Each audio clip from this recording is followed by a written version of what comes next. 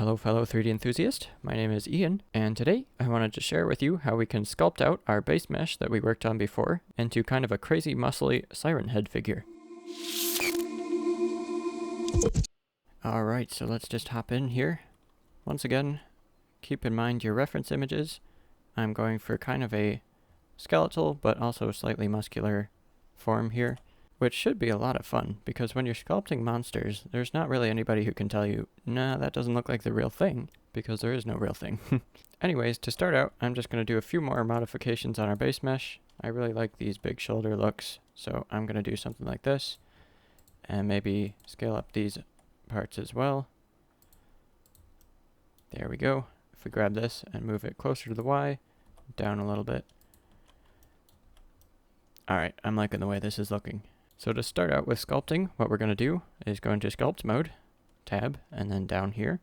And before we start going crazy with the sculpting, I'm just going to apply my modifiers here. If you want, it might be a good idea to save your file. And then we can just go boom, boom, boom, apply those all the way down the chain. Very nice. So we'll go over remeshing in a little bit, but first of all, let's turn on dynamic topology. This feature is pretty sweet because it will add in detail wherever you're sculpting, and then you can just keep going and going into tinier and tinier detail. I'm going to start with the torso area, maybe kind of work on that a little bit, but first of all, we definitely want X symmetry on for the moment, then we'll add some asymmetry later, but that's a good thing to have on as well. And I'm also going to be using the clay strips brush, which is one of my favorite brushes. So like I've emphasized, I'd kind of like some big shoulders on this guy because I want him to be super muscular looking. So I'm just kind of gonna go like this and fill in a lot of stuff here. And I really like this clay strips brush just because it looks like muscles whenever you're adding in stuff with it, which is pretty fun. You can go like this, add in some kind of shoulder blade looking things.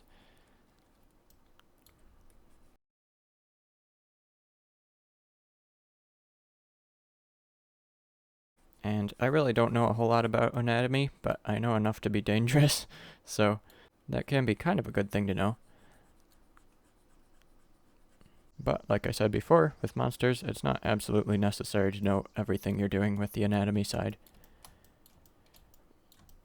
For the neck area here, I'm just going to add in some kind of collarbone looking things. And I know also a lot of the time things go like that. Not sure where they're going to since there's no head on this thing, but that's alright with me.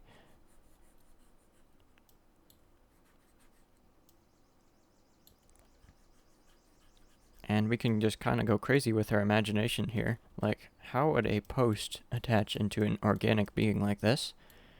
I don't know, maybe it just kind of grew up all around the post or something.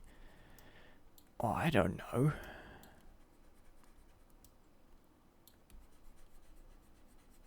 And this is really where you can have a lot of fun.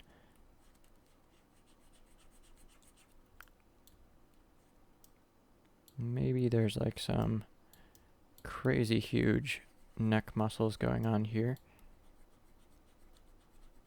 I don't think neck muscles actually do that, but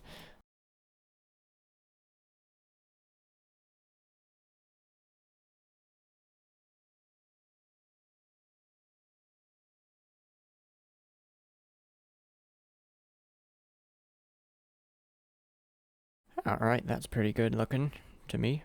Not to a doctor, probably. Oh well, deal with it, doctor. So one thing that is pretty important to the figure of Siren Head is these really distinct looking ribs, and we don't have any right now, so let's put in a spine first, which is going to be super easy. Just a bunch of little dots that go down the back. And do something like that. Nice, nice. If we turn up the strength of our clay strips brush, that'll make things really dramatic when we use it. And then let's just kind of sketch out some lines that go underneath the arm like this, and then just attach to the spine in the back.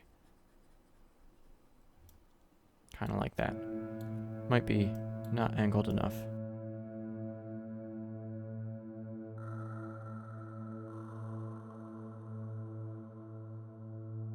I'm just kind of going to attach the front here a little bit.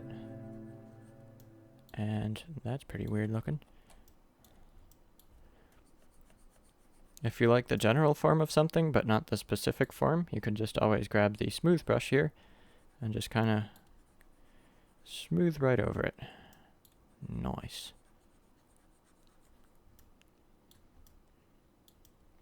So these are some really huge ribs going on right here. What if we had like some tiny ribs in between? That would be weird and cool.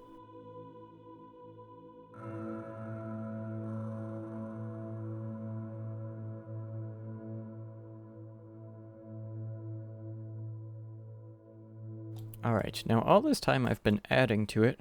If you hold down Control and then just drag like you normally do, that will actually bump it inwards, which is pretty helpful for this area, I think.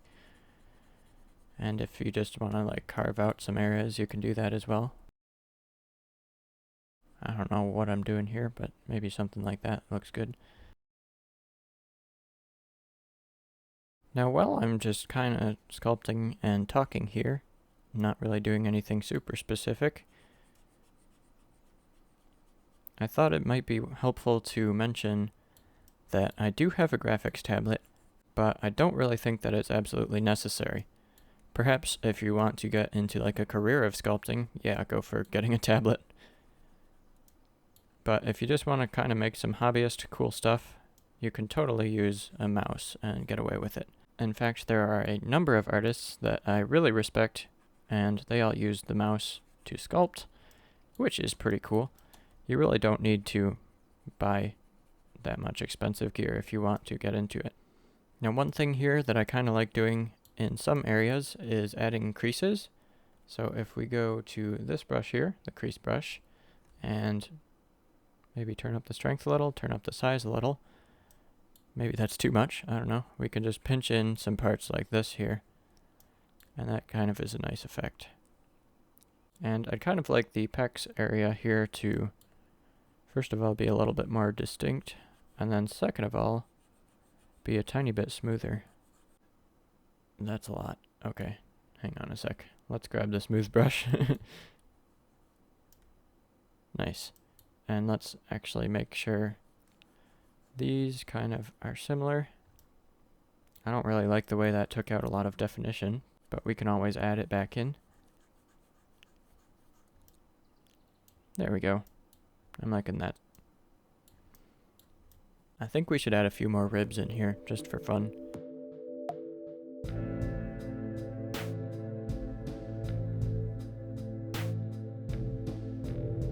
So I've just been working on the torso area. We've got a lot to sculpt.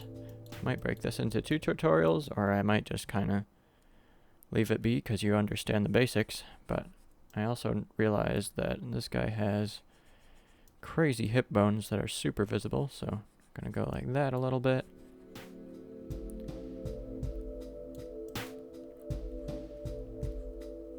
There we go.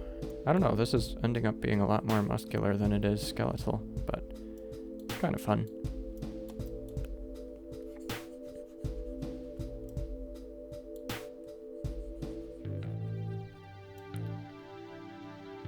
Okay, so there's that. Let's go to the midsection here. This still needs some detail.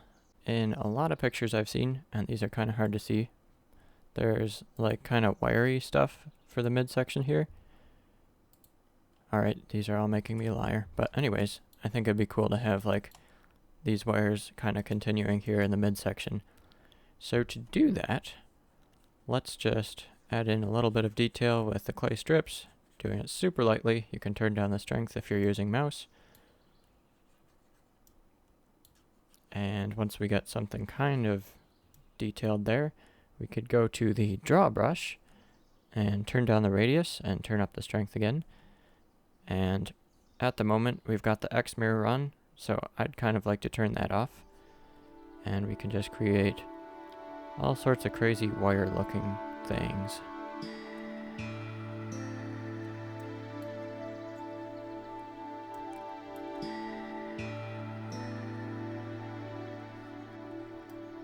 Nice. That's pretty freaky looking. Now I think by this point you probably get the idea. Sculpting is really fun and fairly easy, but I'm going to leave the arms and legs for another day, and let's just go over one last thing for sculpting. Eventually, I'm going to be animating this bad boy, so instead of having all these triangles, we're probably going to need quads, which are 4-sided faces. And I believe with Blender 2.83, there's been a new feature added, which is super good for remeshing. And to access that, we have to deactivate dynamic topology, and then go Shift-R. And this is kind of a grid thing that will show you how much detail the remesh will add. I think if we go a little bit higher, since we added quite a bit of nice detail, that'll be good. And then you can just click, and that doesn't do anything. So what you have to do after that is Control-R. And it'll think about it for a second, and then if you take a good look here, we've got this really nice quad mesh, which is absolutely fantastic. And if you're doing like a game character or something, you could go even less detail, like maybe something like this, and then go Control-R, and you've got your nice low-res, the arms merged. But yeah. That is an amazing feature that just got added to sculpting, and I absolutely love it. But I just wanted to show you that. Like I said, I'm probably going to do the arms and legs off camera, but that is pretty much the tutorial. If you found this helpful, and you'd like to see other tutorials like it, including the next few parts of this modeling and VFX series, there is a link in the description that says Free Hydraulic Kit Bash Elements.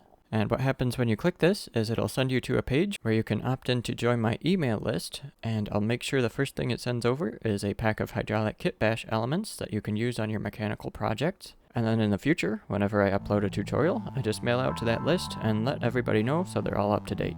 But other than that, I hope you have an excellent day, don't get caught by this guy, and cheers!